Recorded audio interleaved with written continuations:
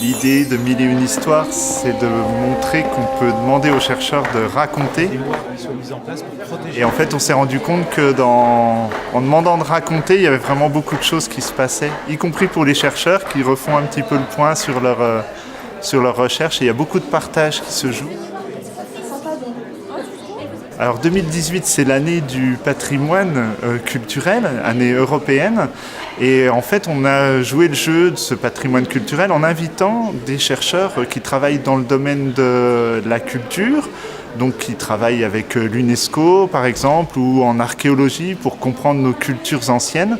Et bien, comme tous les autres chercheurs, de venir partager leurs recherches. L'évolution sociale, c'est lié à un contexte réglementaire. En fait, historien, je travaille sur l'histoire de la vigne et du vin en Bourgogne et en France. Et ce soir, nous allons présenter avec mon collègue Thomas Labbé en fait, un élément très culturel de la vigne et du vin, c'est-à-dire le goût. Cette année, Mille et une histoires, c'était vraiment un thème qui nous permettait de rentrer à fond dans ce qu'on aime, dans le récit d'histoire. Histoire de recherche, histoire de chercheurs, histoire de découverte, histoire des sciences. Un vin qui a un an d'âge n'est pas le même qui a 100 ans d'âge. Il raconte l'histoire du vigneron qui l'a fait. Et puis, bien au-delà, en fait, il raconte l'histoire civilisationnelle d'une façon de le faire. C'est-à-dire que faire le vin au XIXe siècle en Russie n'est pas du tout la même chose que faire le vin au XIXe siècle en Champagne ou en Bourgogne. À partir des archives, on arrive à un petit peu déconstruire un peu tous les mythes qu'il y a autour du vin. Il y a beaucoup de mythes autour du vin. Il y a une approche autour du vin. Même à Dijon, c'est assez classique, mais c'est quand même une approche assez culturelle et ça s'était jamais fait avant.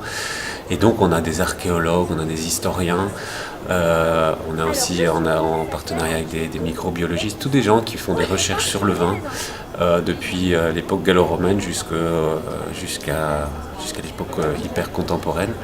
Et donc ce sont ces différentes recherches qui sont mises en scène dans un village du vin. Du grand séminaire boulevard Voltaire, c'était un négociant.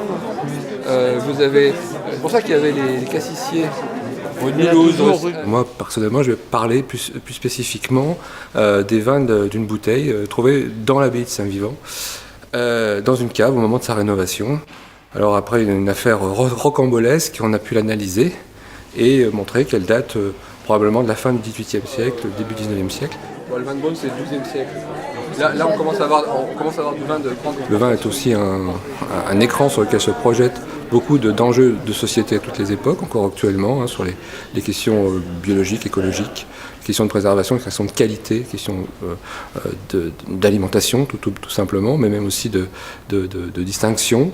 Donc tous ces aspects-là peuvent être traités avec le prisme entré sur la vigne et le vin. Donc c'est vraiment un objet pluridisciplinaire, culturel, et c'est aussi un objet de patrimoine au sens où les savoirs sur le vin sont transmis, les façons d'être vis-à-vis de la vigne et du vin sont transmises. Donc c'est un patrimoine culturel important et c'est aussi pour ça qu'on a été bien impliqué dans l'affaire de patrimonialisation à l'UNESCO du territoire des climats de Bourgogne. Donc c'est le travail de scénographie consiste vraiment à essayer de créer des univers propices aux échanges, propices aux rencontres.